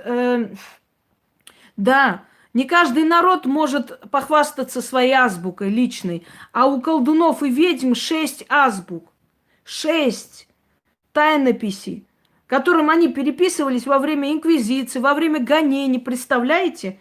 Так я «Тайная власть» книга именно на этой азбуке. Где же она у меня? Все, что я хочу найти о себе, я нахожу в Гугле. Вот мне какой-то фотографии нужно, понимаете? Я поехала делать себе там очки, вот затемненные, хамелеоны. И у меня старые очки разбились. И я думаю, блин, как мне объяснить, как? Потом у меня в голову мысль пришла, да Google же это твой личный альбом. Залази, набери Инга Хосроева, вот твоя фотография старая выйдет. Залезла, набрала, выходит с теми очками, с пусиком. Я говорю, вот такие вот сделайте. Он на меня посмотрел, что у меня в Гугле фотографии. Так немного опешил, потом говорю, ну хорошо. А это вы? Я говорю, ну я. А, ну ладно. Он просто не понял. Он, наверное, подумал, ни хрена себе, значит, у всех свои альбомы есть в Гугле, какая-то новая программа. Я хотела сказать, зря не ищи себя там, но не знала говорить.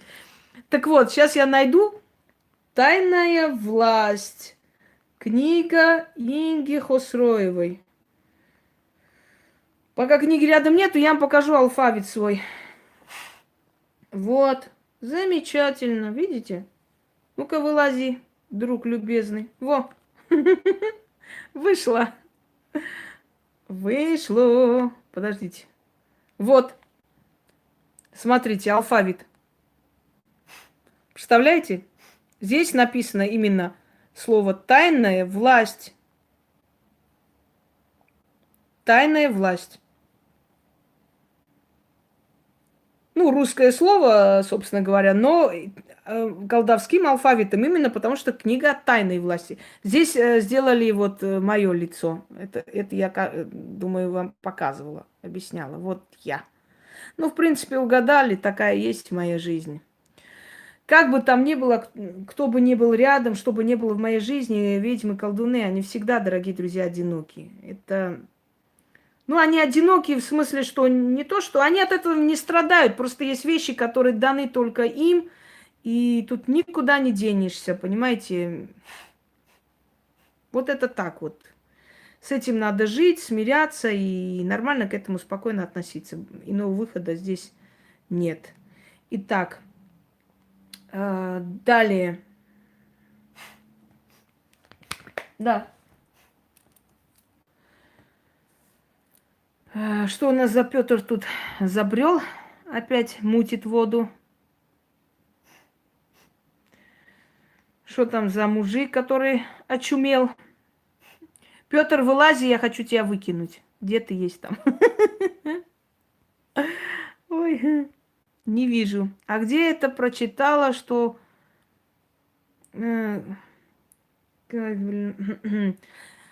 Если у тебя в ушах вата, вытащи, придурок, потому что не Кенас, а Кано, руна победы. Кано. Для тупых, повторяю, руна Кано – это есть руна победы. Понимаете? Идиота кусок. Слушать надо уметь своими тупыми ушами, а потом уже хавкать.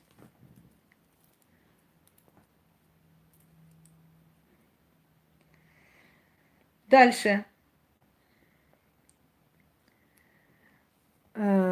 Продолжим с вами. Да, не обращай внимания на дебилов.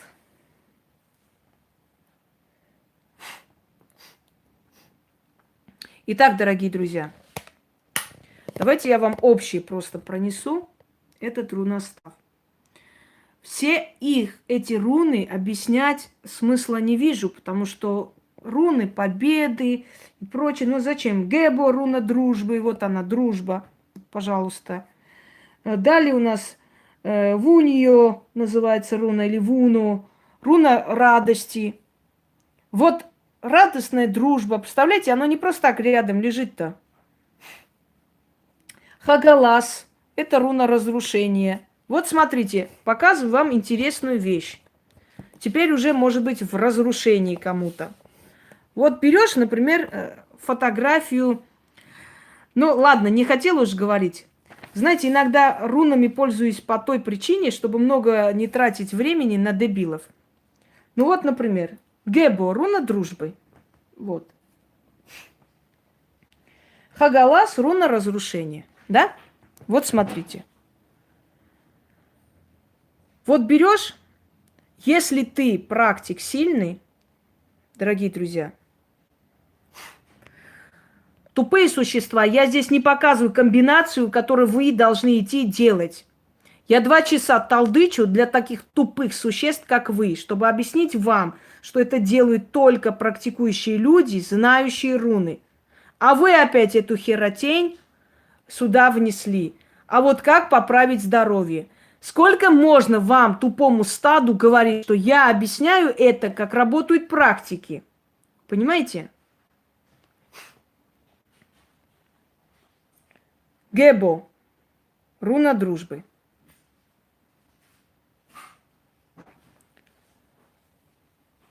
Вуньо или Вуно. Нет, извиняюсь. Хагалас. Руна разрушения. Вот. Ой, аккумулятор садится. Сейчас заряжу все-таки и продолжу. Это уже не во благо, а наоборот. Давайте.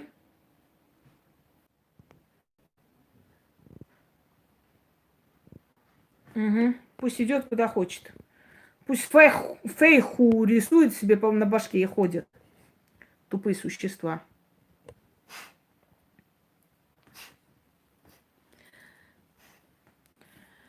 Вот у нас была очень сильная дружба двух мужчин, еще одной женщины, которая очень... который там давал ей какие-то великие заговоры. Я так понимаю, уже каждый второй теперь, который там присоединяется, потому что там нормальные люди к этой компашке не соединяются, такие же отребья, как они, а потом начинают грызть друг друга. Теперь смотрите. Великий мужик, знаток, целитель всех времен и народов обучал великую ведьму всех времен и народов каким-то лекциям. И они должны были вместе выступить, они должны были показать мастер-класс, они должны были показать великие ритуалы и так далее. И тут одна скромненькая ведьма, без всяких титулов, у себя, сидя в доме, сказала: ага, хрен из два сейчас вы покажете, конечно. И эта нехорошая ведьма взяла руну Гебо и сказала: именем северных богов и их силой я беру дружбу между таким-то, таким-то и говорю: Гебо, собирай воедино этих людей.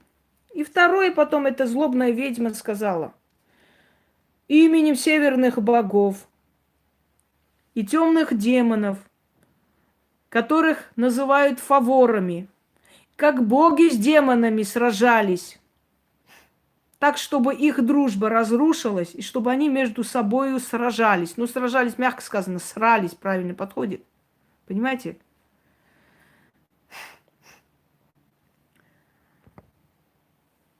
Я даю тебе, Гебо, особое задание. Присоединяйся с руной Хагалас и разрушай то, что было создано между этими и этими людьми. И вот рисуешь Хагалас, вот сколько ты нарисуешь и так далее, это уже дело профессионала. Вообще на каждом углу фотографии рисуется.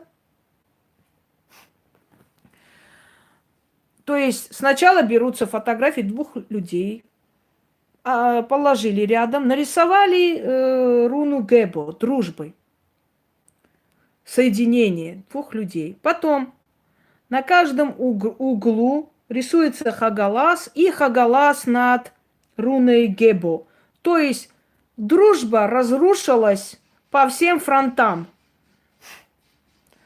И через некоторое время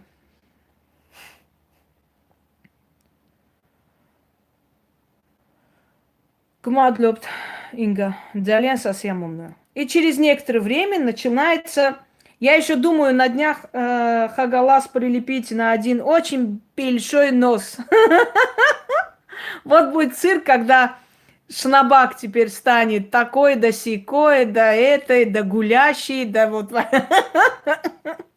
Вот будет весело, да, вообще наблюдать за этим делом. Ой, я думаю, много народу прибежит. Почти как во время персидской свадьбы. Когда они будут общее варенье делить. Дорогие друзья, знаете, почему они так срутся? Я вам скажу. Ну, во-первых, потому что порча действует, и во-вторых, потому что... Как она действует? На обычных людей такое делай, ну, они заболеют, им станет плохо, но ты не можешь указать человека с кем-то подраться порчей. Невозможно, если это порядочные люди. А здесь дележ денег, понимаете, каждый из них хочет бабки сделать, и они приходят спасать планету, а ведь каждый из них хочет делать деньги на моем имени, соединяясь как шакалы. Вот один шакал пришел к другому шакалу и хочет деньги заработать. А этот шакал думает, ни хрена себе он свои деньги, он свои лекции тут хочет продать, рекламировать. Это что такое вообще? И вот один шакал, другого аферист, такой-сякой и так далее. Это дележ денег элементарно. Вот и все. Шакалы не хотят друг другу дать возможность заработать деньги. Понимаете? Я сейчас не буду вам говорить, потому что я уже об этом говорила изначально. Так вот, денежный дележ, общее варенье делят, понимаете? Вот. Да, я скромная ведьма, без каких-то член сибирской организации по созданию карт, член 20-го поколения ведьм всех сибирских ведьмаков. И кто там еще член чего? Не помню. Ой, чего-то еще член, в общем, там. В общем, и потомственная сибирская чума собрались воедино отвечать на ваши вопросы. А тут сидит скромная ведьма, скромненько так для себя, без накрученных этих, как у Самирушки, подписчиков, потому что просмотры 40 тысяч, а комментируют 20 человек. Комментарий же ты не напишешь, накрутить ты можешь. Это накрутка. Объясню почему. Потому что, если вы помните, с их признаний голосовых, Самирушка у меня однажды лепил дизлайки и лайки. Значит, он умеет это делать, он это знает, как надо делать. Да ну плевать мне на него, господи. От того, что он накрутит этих подписчиков, у него в кармане денег не добавится, понимаете? В общем, член того этого, всех член, но толку ни хера нету. Понимаете? Вот в чем дело. А тут просто скромная ведьма. Очень приятно. Ведьма и все. Ну, никаких там член 20-го поколения ордена тамплиеров, магического круга, святых ангелов, архангелов, черного креста, зеленой там лягушки. Вот нету. Извините, нету. Извините, Ваше Величество, ничем хорошим вас не порадую. Дорогие друзья, руны просто, значение рун, даже если я вам сейчас по отдельности буду показывать и говорить, вы это не запомните, потому что этим нужно заниматься, чтобы вы эти имена причудливые запоминали и прочее, прочее, понимаете? Поэтому я изначально просто вам объясняю, что такое рунный футарк, откуда оно пришло, как оно внедрилось в Европу, почему назвали руны, почему назвали футарком, почему они из Скандинавии, из Германии, из прочих островов и вообще кельтских и так далее, народностей и так далее, постепенно перешли на европейские народности, как они первый раз были обнаружены, что за нее отдали великие умы, да, своего времени, почему они опасны и так далее, и так далее. И как составляются, ну, не ставы, ставы я не считаю правильным, что рунное гадание – это недавно обнаруженная вещь, вообще раньше этого не было. Почему это тайнопись, почему это дано избранным людям и прочее, и прочее. Я вам объяснила. И я вам показала примерно, как активизируется, почему руны используются вообще мастерами. Они быстро работают, но они берут большую плату. Но в любом случае быстро работают. Но у вас они могут сработать в обратную сторону. Начертив руну Фею просто так, это не означает, что у вас будет богатство. Очень может быть, что вы начертите его, обидите эту руну, и он вам не подчинится, вместо того, чтобы отдать вам богатство, он это богатство заберет. Если вы читаете заговор на деньги, на подарок, и неправильно прочитали, у вас ничего не уйдет и жизнь не разрушится. У вас просто не получится. Вам придется переделать и по новой прочитать, понимаете? Если вы делаете чистку, и вы не до конца сделали, чего-то там не откупились, у вас мир не разрушится, вам просто придется еще раз переделать. Но руны, если вы сделали, руны начертили, вы уже активизировали эту силу. Руны чертили даже в воздухе, то есть здесь он настолько силен, этот знак. И руны не только у скандинавов и германцев. Просто почему-то говорят, вот руны, а почему вот все направления магии можно, а руны нет? Так руны германской магии, я вам много элементов давала, магии германцев. Но руны есть у всех народов. Просто германские, скандинавские руны, они самые известные, не более того. Но руны нельзя трогать, как в армянской магии, так как в кавказской магии. Руны есть у всех направлений магии. Германскую магию, заклинания на латинском, заклинания римских солдат и так далее. Я вам дала. Почему нет? Но вот эту часть магии, вот эту часть жречества, вот эту часть, которая я вам объясняю, эта часть есть у всех направлений магии. Просто германо-скандинавские руны, они самые известные. Вот и все. Поэтому считать, что это отдельное направление магии, почему все можно, а здесь нельзя. Нет, это направление есть во всех направлениях магии. Отдельное направление рунное есть. Но вот это самое известное рунное направление, германо-скандинавские руны, которые простому человеку, непосвященному, тому, кто не изучил их, тому, кто не знает, как эту ошибку исправить, если неправильно начертил, неправильно сделал, трогать нельзя. Вот. Фейл. Чертим фейл вообще. Я вот так даже делаю. Если мне срочно нужны деньги, я фейл черчу на руках, на ладонях. Я не скажу, что у меня их нет. Но когда тебе не хочется тратить то, что у тебя есть, ты хочешь отложила, не хочешь их трогать, но тебе нужны деньги. Вот на это больше надо сейчас. Ты берешь и чертишь фейл. И вы знаете, что происходит? Через минут 40 где-то Яна приходит и говорит: Инга, вы знаете, вот перевели вам, но я вам давайте так вот сразу наличными отдам, потому что они мне перевели на карту для вас. Я пока сейчас пойду снимать, я вам свою отдам, а оно на моей карте останется. Вы не против? Я говорю, кто перевел? Ну, не знаю, вот 3 женщины, там Марина, еще и Лена, Оксана, Татьяна. Ну, они просто сказали, вот в течение дня переводят и сказали передать вам благодарность, потому что оно у них там ритуалы получились. Все. Да, это сила. Поэтому я и объясняю, что рунами пользуемся мы, когда нам надо быстро. Потом мы уносим пиво и оставляем там. Это уже другой вопрос. Оставляем пиво там, понимаете? Понимаете? Все, я ничего рассказывать по вашему указанию не буду. Я уже рассказала, надо смотреть впереди лекцию. Пиво откупались, потому что скандинавы, они, как правило, брали пиво. Почему в Германии не до конца допивали пиво? Всегда в кружке оставляли. Говорили рунной силе и богу Одину. Благодарность. Они считали, что даже руны, которые они не чертят, в любом случае за ними наблюдают, и они, пускай они насыщаются, может, нам что-нибудь хорошее и припадет. Смотрите, Беркана, например, руна роста. Вот она, Беркана. Вот руна роста.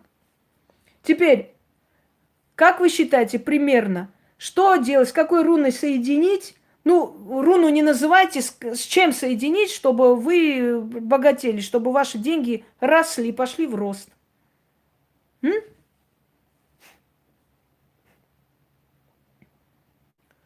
Ну? Удачи. Хорошо, удачи соединяем. Кстати, да, потом я сейчас другую руну еще вам объясню. Удачи или богатство? Ну, богатство, чтобы деньги в рост пошли. Смотрите. Руна Беркана. Фейл, все правильно. Значит, Беркана, руна роста. Я заклинаю и с помощью северных богов, я говорю просто самое такое часто, да, произносимое, самое стандартное оживление рун. Я не хочу более тайные говорить сейчас. С помощью северных богов и благодаря их силе я усиливаю это рунное братство и приказываю тебе, руна Беркана, руна роста, помоги мне в этом деле. Умножь мое богатство. Беркана, служи мне. Феу, дай мне богатство. В соединении дайте мне рост моего имущества и благополучия. Да будет так. Понимаете? Не просто руны взять и почитать, их надо чертить, их надо носить, их надо над домом, над главным ходом начертить. То есть это не вам делать. Это вот пришел человек знающий, начертил, сделал, начитал и ушел. И у вас начинается рост денег. Или сделал на вашей фотографии, у вас начинается рост денег. А вам сказал, как откупиться за них. Давайте далее сейчас вам скажу еще. А теперь я вам покажу руны нехорошие. Наутис, крест.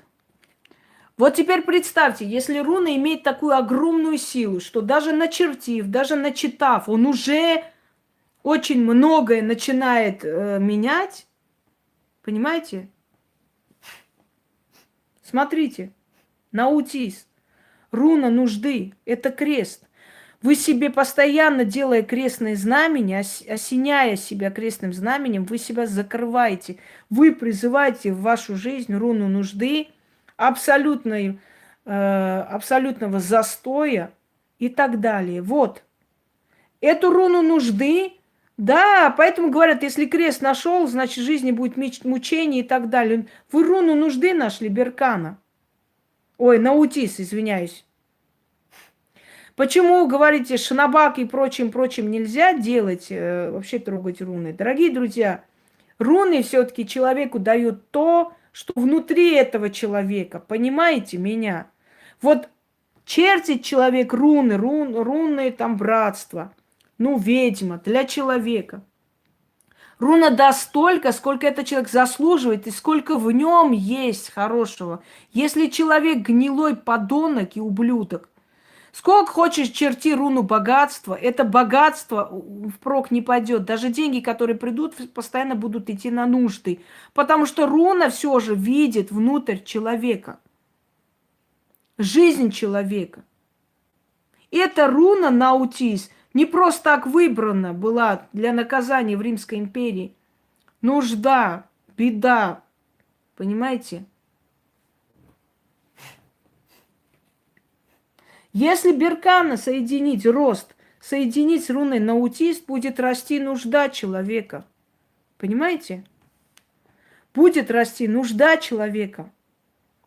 Все, я сейчас не буду вам объяснять, почему они крестятся. Идите у них и спрашивайте, почему они крестятся. Надоело уже. Изучите канал, там есть ответы на все вопросы. Не отвлекайте меня постоянно, достали. Если кому-то сделать, скажем так, нехорошую вещь, чтобы росла нужда, то она будет расти. Я даже не буду говорить, на ком фотографии вот это есть. Со словами «сдохни, мразь». И вот после этого пошло и поехало. Еще больше идет. Я даже говорить не буду, на чьей фотографии это есть. Это кто-то своим поведением показывает уже свою нужду и сумасшествие. Уважаемые. Не помогли, значит, не помогли. Не шепотки надо делать, овца. А нужно изучить канал, нужно очистить, делать себе чистки, дальше читать. 2 раза шепотки прочитали, и ты хочешь стать богаче, чем арабские шейхи. Вот таким тупицам они помогать не будут, потому что жопу лишний раз поднять ради себя очень лень.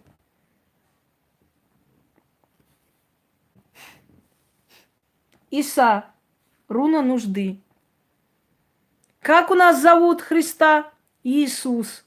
Как в арабском мире, вообще в восточном мире имя Иисус звучит? Иса. дорогие мои друзья. Один из пророков Бога, Иса. Кто такой Иса? Руна застоя. Что принес Иса в этот мир? Застой. Застой, остановку всего. Будьте как бараны, будьте как дети неразумные, их любят там. Будьте в этом наивны, не хотите большего, не собирайте богатства. Да будут блаженные, нищие духом, они унаследуют Божие царство. Мне прям страшно, как представлю, что в этом Божьем царстве собраны все нищие духом, все тупые, все бедные, все нищеброды, все тупицы, все слабоумные. Мне прям жутко. И как один говорил, вот все собраны там и бренчат на арфе про великого Бога. Не дай боги, не хочу я туда. Уж лучше меня в Валхалу, там интереснее будет. Понимаете? Вот он, его имя только уже говорит о чем-то. Ничего просто так в мире не существует, в мироздании. Иса, Иисус. Руна застоя. Замороженной ситуации, остановки всего. Вот религия и останавливает развитие человека полностью. Если другие цивилизации погибали по разным другим причинам, наша цивилизация гибнет из-за религии.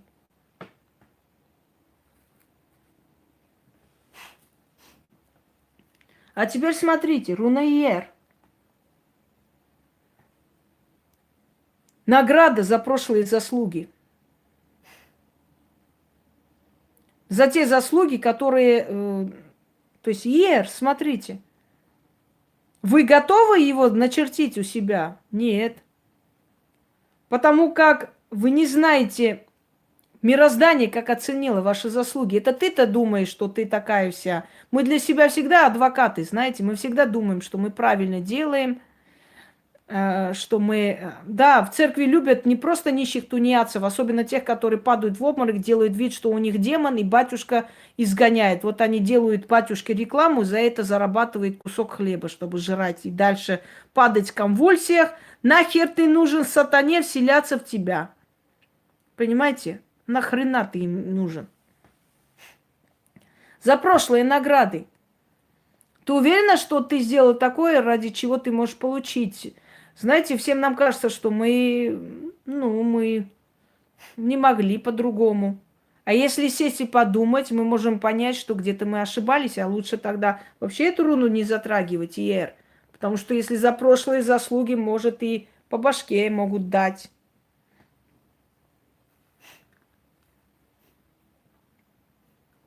Альгис. Перемены. Вот у человека ничего не выходит и не получается, а ему сейчас очень нужно в данный момент, вот чтобы просто перемена была, чтобы его сейчас вот продвинули вперед, чтобы с ним подписали контракт, ну вот просто смертельно надо. Его фотографию или вещь начертить, заговорить, оживить эту руну, отдать ему. Вот как только он эту перемену получил, как только он получил это продвижение, как только контракт подписался, говорят ему, что надо делать, как откупиться от рунной силы. А иногда это возвращает человеку, который начертил за ненадобностью, чтобы он постоянно не был с ним рядом. Так что, дорогие друзья, руны – это опаснейшие знаки, которые есть. И руны есть у всех культур. Так вот, то направление магии, которое бытовая магия, которая относится к поклонению, а люди всегда поклонялись богам и получали помощь, вам можно использовать. Но ту часть, которая относится к служению, а руны относятся к служению, то есть те, которые всю свою жизнь посвятили богам и силам, только те имеют право трогать руны, вообще к ним подходить и просить, и с ними взаимодействовать. Вам их трогать нельзя. Именно по этой причине, когда просто вам говорят, начертите, и все, вот у вас будет хорошо. В этом случае оно даже, знаете как, не то, что у вас все будет хорошо, вообще не будет ничего хорошего изначально.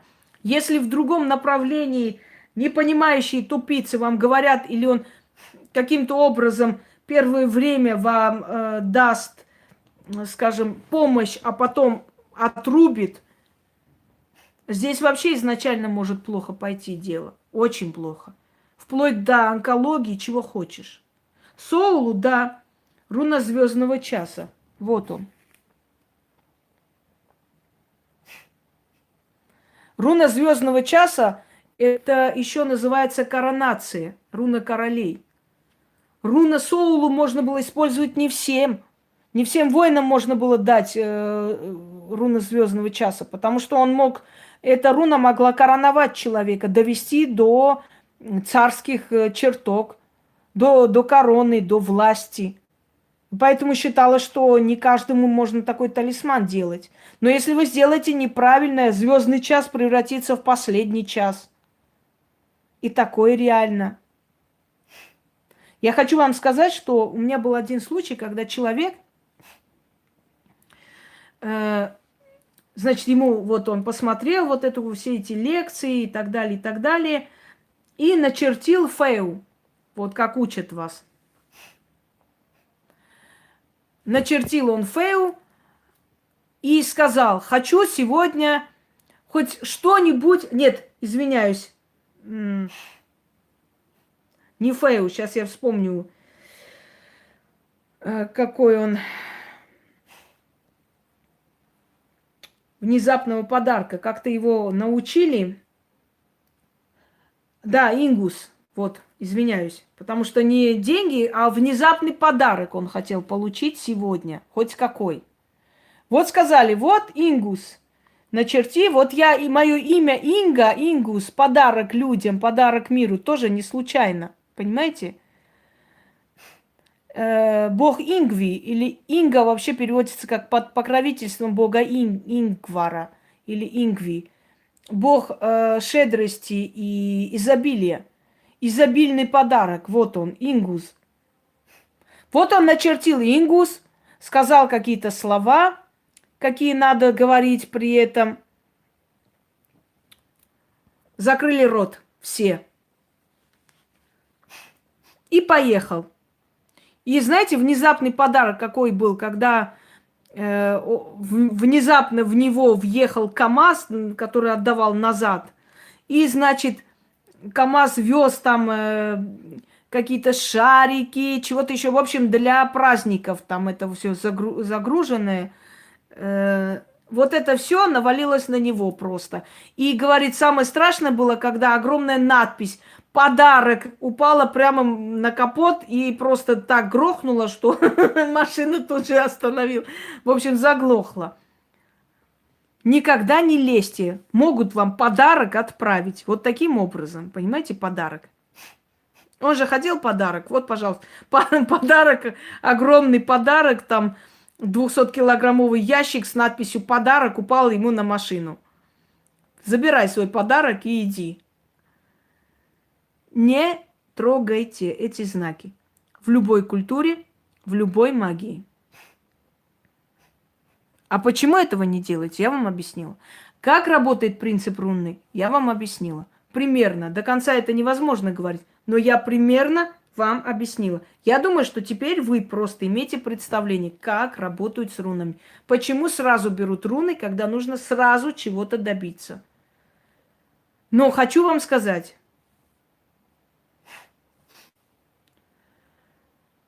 Я не ваша ручная ведьма, чтобы сидеть и смотреть, почему что появилось.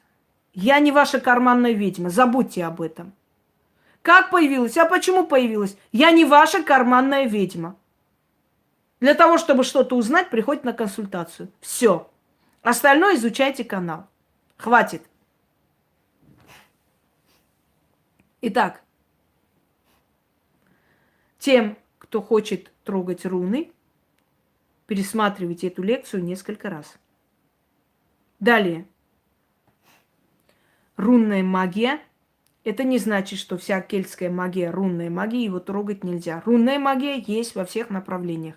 Во всех направлениях темную сторону магии тайнопись трогать нельзя. Потому что вы не знаете, как исправить ошибку, если вы не то сказали. Потому что вы не знаете, как работать с рунами, чтобы они вам не навредили и прочее, прочее. Потому что заговор вы можете пересказать, а руны вы уже не сможете. Его влияние началось, как только вы его очертили. Это определенные знаки, которые сразу же привлекают силу. Сразу же. Они как, знаете, шифрованный код. Вот просто шифрованный код, который, как только вы его изображаете, он уже сразу начинает действовать. И если вы что-то неправильно сделали или не так сделали, а тем более вы не знающий человек можете сделать, допустить ошибку 100%, он уже сработал в обратном направлении. Электричество может вам помочь приготовить еду, но может вас и убить, если вы сунете пальцы в розетку. А это сувать пальцы в розетку. Это все равно, как подняться на стол, пытаться там исправить вот эти вот электрические провода. Это одно и то же, не имея навыков. Кто-то поднимается, делает, мы смотрим, удивляемся, все нормально. Но мы поднимемся, он нас убьет. Мы не знаем, где нажимать, как, что делать. Разумный человек меня услышал. Тупой человек пусть думает, что я завидую, не хочу, я боюсь, что они там еще лучше меня сделают, как все говорят. Да, я всех боюсь, всем завидую. Оно и видно сразу. От зависти уже посинела вся. Но разумным людям говорю, хотите жить? Те аспекты магии, которые не надо трогать, не трогайте. Все на этом. Всем удачи, всех благ и благодарю северных богов за то, что позволили мне вам раскрыть и позволили вообще говорить о рунах. Даже в этом случае это опасно. А тупые людишки, которые прочитали где-то, что такое руны, полезли туда. Вот эти ставы делаем, получаем машины, квартиры, дома. Так и хочется спросить, если вы так хорошо владеете всеми этими ставами, и это проверено, и оно вам все дает, какого хрена вы сидите в этих каморках, в этом старых рубашках советских времен, сальными грязными волосами вонючими? Вы такие все знающие, как руны должны дать богатство. Почему-то для себя это богатство еще не смогли никак перетянуть. Прямо интересно мне, если честно. Все, дорогие друзья. И запомните еще раз римскую поговорку. Не слушайте, что говорят, смотрите, кто говорит. Бомж, который говорит о том, как надо добиваться успеха, богатства и благополучия, остается бомжом. Понимаете меня? Сначала ты добейся этого, сначала ты будь на высоте, сначала ты получи это имя, а потом учи других людей. Вот и все. Всем удачи!